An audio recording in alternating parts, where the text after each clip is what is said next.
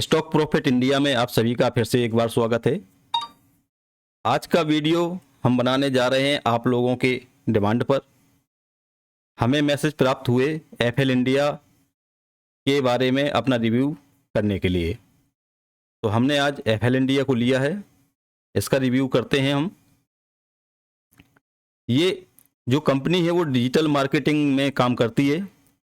जो आप विज्ञापन देखते हैं, कोई भी ऐप चलाते हैं तो बीच में एक विज्ञापन आता है जो इस प्रकार के होते हैं, वो एफएल इंडिया का काम है। तो एफएल इंडिया का जो फ्यूचर है वो बहुत अच्छा दिखाई दे रहा है और इसको हमने लास्ट टाइम 1100 रुपये के आसपास कवर किया था। वहाँ से ये काफ़ी बड़ी रैली दे चुका है। करंट प्राइस इसका 1628 रुपये है। मार्केट कैप की बात करें तो 22,800 करोड़ के आसपास का मार्केट कैप है। आरओसी की बात करें तो 16% से ऊपर है, जो कि अच्छी है। आरओई की बात करें तो 15% है, जो कि बहुत अच्छी मानी जा सकती है।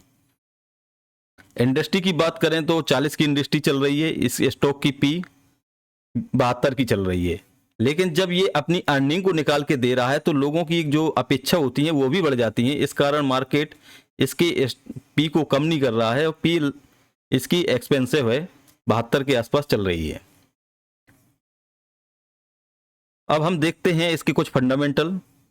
तो ये डिविडेंड बिल्कुल नहीं देती है, इसमें डेप्ट नील है, ये समझिए डेप्ट फ्री कंपनी है।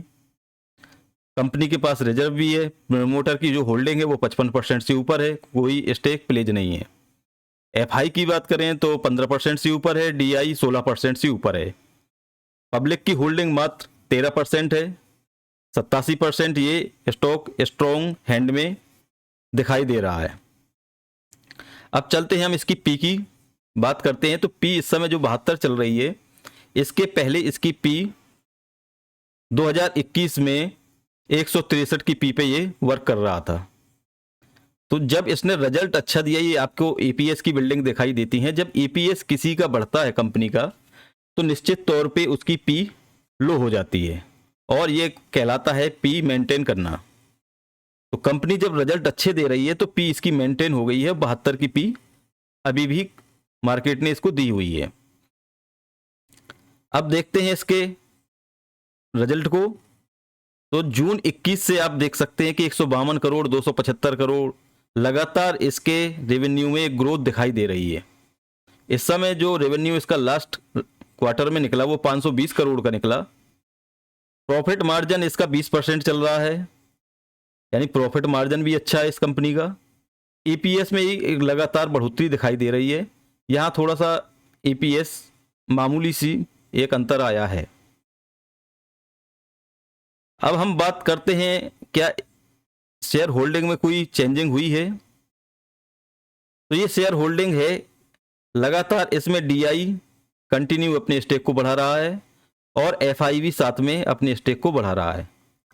यहाँ पे डीआई से माल छीना जा रहा है, सॉरी पब्लिक से। और पब्लिक जहाँ पे 16-17% के आसपास 18% हुआ करती थी, अब वो 13% पे सिमट गई है। तो जो अच्छी कंपनी होती है वहाँ निश्चित तौर से पब्लिक से माल निकाला जाता है और जो बड़े प्लेयर होते हैं वो इसमें इन्वॉल्व होते हैं। तो ये हमारी पहला स्टॉक है, हम इसका टेक्निकल रिव्यू भी करेंगे अभी। इसके पहले एक और हमारे पास डिमांड आई है स्वान एनर्जी को लेके, उसका फंडामेंटल भी हम एक बार चेक कर लेते हैं। स्वान एनर्जी का मार्केट कैप 20,000 करोड़ का है। करंट प्राइस 647 रुपये का है। आरओसी की बात करें तो 8% है। आरओई की बात करें तो 7% है, यानी आरओई आरओसी कम है, 15 से कम है, जो हम लोग एक पैरामीटर में नापते हैं कि 15 तो होनी चाहिए एक कंपनी के लिए, स्टॉक के लिए। यहाँ डेप्ट की बात करें तो डेप्ट थोड़ा सा है कंपनी पे, लेकिन इतना ज़्यादा नहीं है। 0.55% यहाँ पे डेप्ट दिखाई दे रहा है। अब चलते हैं हम इनकी पी रेशियो पे। तो एपीएस जो इसका था वो निगेटिव चल रहा था, तो इसकी वजह से इसकी पी हाई थी। अब इसने कुछ अर्निंग शो की है अपने बैलेंस शीट में, तो इसकी वजह से इसकी पी नीचे आई है। तो जैसे जैसे अपनी अर्निंग शो करती जाएगी वैसे इसकी पी एडजस्ट होती जाएगी। अब इसकी रेवेन्यू और प्रॉफिट को देख लेते हैं। तो एक समय पे 2021 में इसका केवल 46 करोड़ का व्यापार हुआ करता था, जो कि मार्च 2022 में टॉप पहुंचा 312, लेकिन वहां से फिर एक डेंट दिखाई दिया और ये डेंट दिसंबर 2022 तक हुआ। उसके बाद मार्च से फिर इसने ग्रो करना स्टार्ट किया। तो थोड़ा सा इसके रेवेन्यू में एक हमें लगातार जो गेन होना चाहिए वो नहीं दिखाई दे रहा है, ये थोड़ा सा इसमें कमी है। इसके ओपीएम भी लगातार चेंज हो जाते हैं, कभी 2%, कभी माइनस में, कभी 33% तक ओपीएम चले जाते हैं। तो जो एक कंसिस्टेंसी मिलनी चाहिए इस स्टॉक में वो दिखाई नहीं दे रही है। हाल में इनका रिजल्ट बहुत अच्छा आया, ईपीएस इन्होंने 4 पॉइंट से ऊपर निकाला है। अब देखते हैं क्या शेयर होल्डिंग में कोई चेंजिंग है। तो यहां पे हम देखते हैं कि जो प्रमोटर हैं उन्होंने अभी कुछ दिन पहले दिसंबर 2023 में अपने स्टेक को सेल किया था। तो ये जो सेक्टर है एनर्जी का, यहाँ पे एक बहुत बड़े पैसे की जरूरत पड़ती है। जो फर्स्ट इन्वेस्टमेंट होता है वो बहुत बड़ी कैपिटल से किया जाता है, उसके बाद जो रेवेन्यू और जो प्रॉफिट है वो तब जाके हम कहीं जनरेट कर पाते हैं। तो वो एनर्जी सेक्टर में आपको ये चीजें देखने को मिलेंगी। अब यहाँ बात करते हैं एफआई की। तो एफआई ने 17% के आसपास जो स्टेक था उसको कम किया है और 11% 12% के आसपास स्टेक को अपने लाए हैं। यहाँ डीआई की बात करें तो डीआई ने अपना स्टेक बिल्कुल बढ़ाया है, जहाँ 2% के आसपास था वहाँ पे वो 15% के आसपास ले गए हैं। तो स्टेक शेयर होल्डिंग के हिसाब से देखें तो मजबूती दिखाई दे रही है। अब हम चलते हैं इन दोनों के टेक्निकल व्यू पे, देखते हैं चार्ट में क्या चीज निकल के आती है। तो ये एफएल इंडिया का चार्ट आपके सामने है। तो जो इसका एक ट्रेंड है आप देख पा रहे हैं कि जो इसका ट्रेंड है लगातार वो अब ट्रेंड शो कर रहा है। इसके अभी ट्रेंड में कोई भी वीकनेस नजर नहीं आ रही है और ये अपने लगभग ये सपोर्ट का एरिया है, जो अपने सपोर्ट के एरिया पे ही इसने सपोर्ट लेके एक यहाँ पे एक पॉजिटिविटी, यदि हम कैंडल की बात करें तो एक पॉजिटिविटी दिखाई दे रही है। लेकिन उस पॉजिटिविटी के साथ नीचे वॉल्यूम कम है, उसकी वजह से हम ये कह सकते हैं कि अभी थोड़ा सा इसमें जो चीज मिलनी चाहिए वो चीज अभी दिखाई नहीं दे रही है।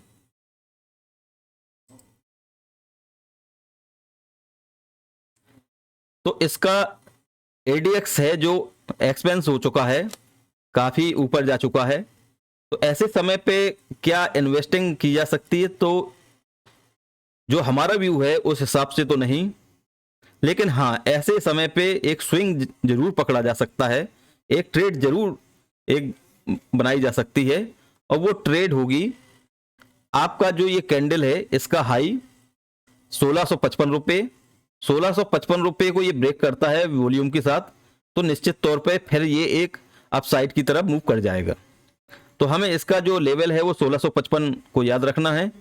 बाकी ये हमें यदि इस लेवल पे मिलता है, ये लेवल आपका निकल के आता है 1476 रुपये, तो 1476 ये 1500 के बीच में ये जो स्टॉक आता है तो वो निश्चित इन्वेस्टमेंट के लिए एक अच्छा लेवल हो सकता है।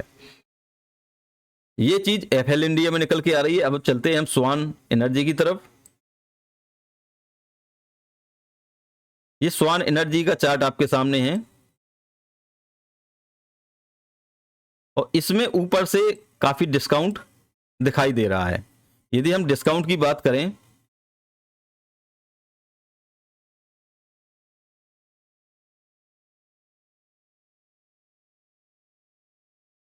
तो यहां पे लगभग 18% का डिस्काउंट दिखाई दे रहा है।